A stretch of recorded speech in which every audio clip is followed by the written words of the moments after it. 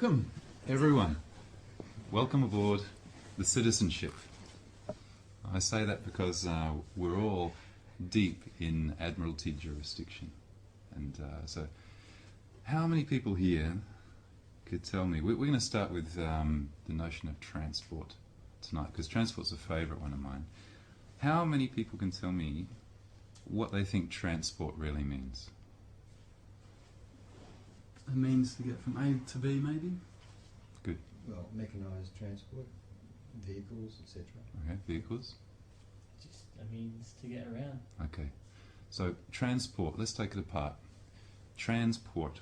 Everything in this world is based on this Admiralty jurisdiction. It's all to do with the high seas, vessels, ports, and all of those laws are all basically laws and jurisdictions that come from England originally and are copyrighted, I believe, to the Bar Association or something like that in England. So once you move over the seas, it falls into Admiralty jurisdiction. So when you go into some of the courts and you see flags that have, you know, like this trim on them, this gold trim, you're actually in an Admiralty court.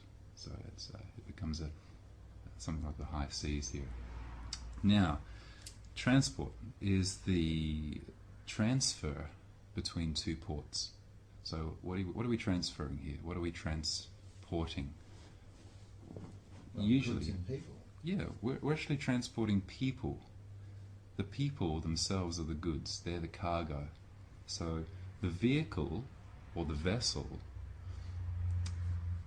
actually becomes, the road actually becomes like the shipping lane.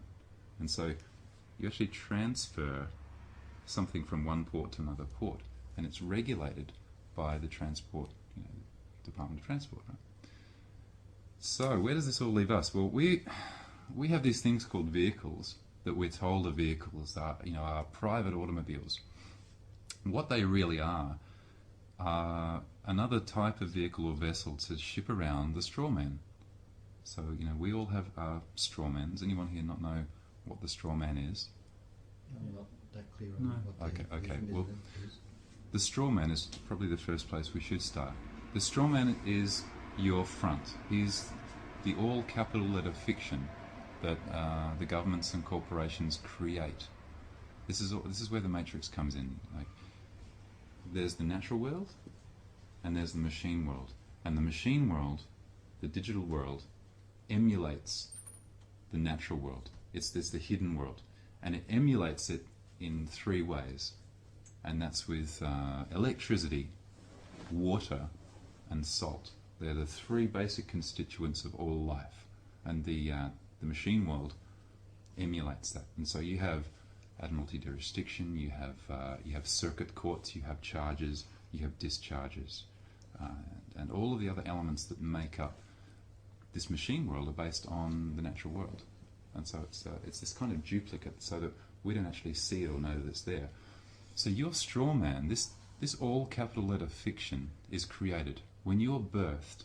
Okay, when you come down the birth canal, out of one vessel, you're basically docked. The cargo is unladen, and you're registered. The cargo is now in a new port, let's say. So you are registered with the government, and you get a number, and you're assigned an all capital letter version of yourself, the digital you. Okay, not the natural you. This is the digital you.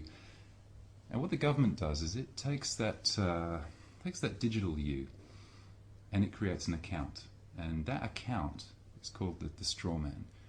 And the government uses that account as it takes out a loan, and it becomes a record of your future earnings. So, throughout your life, your Strawman will be the transmitting utility through which all commerce takes place in your incarnated form on this planet. Okay. So every time that you move around or do anything, or go out in public, or go to a shopping centre, a centre of commerce, or any of those things, or drive or put into motion an automobile, or in this case a vessel or a vehicle, you're actually complying with, or you might have to go out and get a license and apply for a license, and all these things are regulated. But they are all public, and they are all a part of this system. They have nothing to do with the private realm, which is what you see outside. Parked outside is my private automobile. Okay. Now, the private automobile isn't registered to the government because it's mine. Now, if you notice on everyone's license plate, you'll see a number and you'll see a state, because it's licensed to a state within a government. So it's a particular allocation. Okay. Now, all of those vehicles that you see on the road are commercial, whether they tell you that or whether they're not, but they're all commercial. Because when you drive, that's a commercial activity. You actually put into motion a commercial vehicle for the purpose of transporting one cargo or one person. Or what you're actually transporting is that straw man. You're responsible for that straw man. So when you see an ambulance racing down the road to save somebody, they're not going to save you. They're actually going to make sure that that straw man is looked after, because that transmitting utility is the real money that the governments have. That's the collateral that they use. They don't have any money. There is no money. It's, if you think there's any money, we're going to look at that right now, and we're going to show you that there actually is no money, and you're going to see that our labour is the thing that actually the government holds as its collateral. And so we become, if you travel overseas, for example, I'm going to go, would you be able to get my port pass? It's on the desk. Let's get the port pass. Now, how many of you have a port pass? Passport. Yeah. Okay. The passport. The port pass disguised as a passport. Mm-hmm. Okay. The port pass is your documentation which allows your straw person to go to another country as a foreign exchange. Okay? You become the self-loading baggage. When you go to a seaport or an airport and you board a commercial airline, okay, you take your straw man and you show your details, your credentials, and it's an exchange. Okay, there's a commodity and it's being exchanged with another country. So of course, there's all these regulations and things. Now, what I've done, just pass this around and have a look. And tell me if you notice anything at all different about my port pass. Now, while that's being passed around, I'm going to write down here something on this bit of this paper here. So this little piece of paper here is going to be money. This is going to become currency. I'm going to write down here $1,000, and I'm going to pass that over there. There we go. And I'm going to write down on this piece of paper here $100, and I'm going to give that to you as well. Right.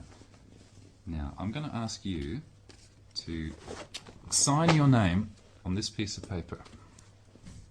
And what we're going to do here is we're going to break down. It's an interesting signature. Okay, now you hang on to that, and you give me back the $1,000 piece of paper. Right.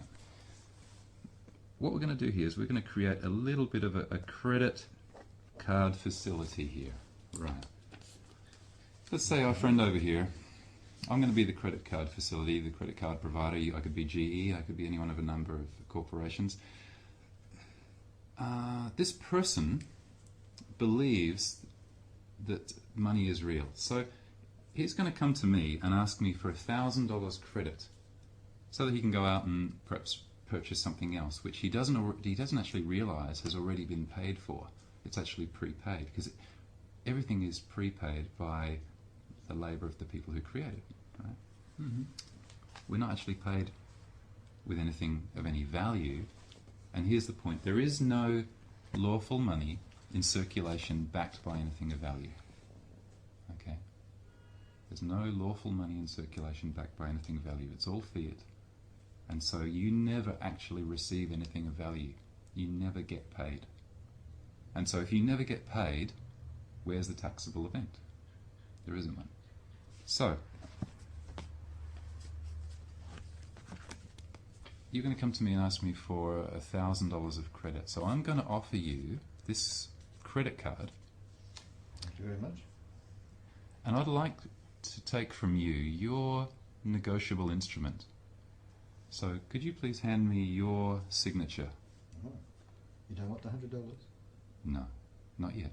All right. Yeah. I'm going to take the only thing of value that any of us actually have, which is his signature.